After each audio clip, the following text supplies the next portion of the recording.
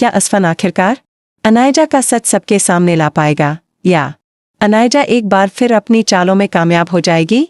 जब से असफन को अनायजा की असलियत का पता चला है, वह उसकी हर हरकत पर नजर रख रहा है, क्योंकि शारिक के पास अब उसके खिलाफ कोई ठोस सबूत नहीं बचा। एक दिन मॉल में बेबी शॉपिंग के दौरान असफन और मिरहा की मुलाकात अनायजा से हो जाती है। अनायजा बड़ी मासूमियत से कहती है कि वह उनके होने वाले बच्चे के लिए कपड़े खरीदने आई है। मिरहा उसकी बातों पर खुश हो जाती है, लेकिन असफन उसके इरादों को अच्छी तरह समझ रहा होता है। तीनों कैफेटेरिया में बैठते हैं, तभी अनायजा जानबूझकर मिरहा पर पानी गिरा देती है।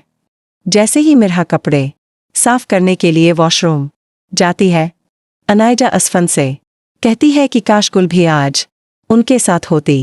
इस पर असफन ताना मारते हुए जवाब देता है, अगर गुल यहाँ होती तो तुम यहाँ कभी नहीं होती।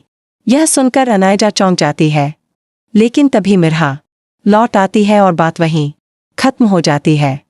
दूसरी तरफ शारिक अपनी बेटी के कहने पर असफन की मां से माफी मांगता है।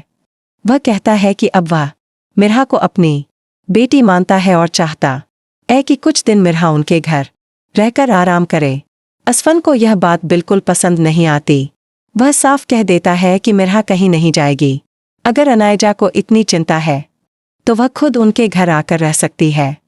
पीछे खड़ी अनायजा यह सब सुन लेती है और उसे लगता है कि शायद असफन के दिल में उसके लिए जगह बन रही है, लेकिन असल में असफन उसे अपने करीब इसलिए रखना चाहता है ताकि उसकी हर चाल और हर कदम पर नजर रख सके। उधर शारिक पूरी तरह कंगाल हो चुका है। मकान मालिक उसे घर से निकालने की धमकी देता है और उसके पास एक रुपया भी नहीं बचता। मजबूर होकर वह असफन को फोन करता है और मदद मांगता है। असफन पैसे देने के लिए तैयार हो जाता है, लेकिन साफ कहता है कि यह मदद सिर्फ उसकी माँ और बहन की खातिर है, शारिक के लिए नहीं। इसके बदले असफन एक शर्त रखता है। वह कहता है कि शारिक को अनायजा के सारे छिपे हुए राज खोलने होंगे और बताना होगा कि उसने अब तक कौन कौन सी साजिशें रची हैं। पैसों की मजबूरी में शारिक तुरंत यह सौदा मान लेता है। अब सवाल यह है कि क्या असफन और शारिक मिलकर अनायजा के खिलाफ ऐसे सबूत जुटा पाएंगे जिससे उसका असली चेहरा सबके सामने आ जाए, या फिर अनायजा एक बार फिर अपनी चालाकियों से सबको धोखा देने में सफल हो जाएगी।